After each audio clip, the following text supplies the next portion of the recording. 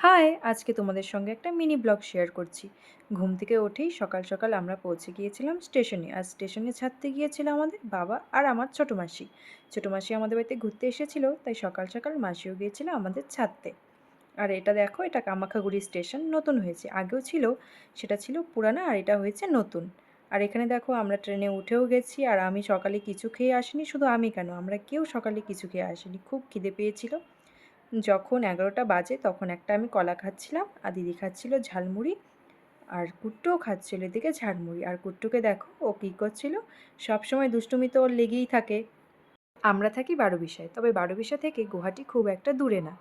তাও আমরা কোনো দিন গুয়াহাটি যাইনি। আমরা বলতে হরিশদা আগে বহুবার গেছে, মানে 2-3বারের মতো হরিশদা গেছে, আমরা কখনো যাইনি। এবার আমরা প্রথম যাচ্ছি। আর কুট্টুকে দেখো একটু পর পর ওর খাওয়া লেগেই চলেছে।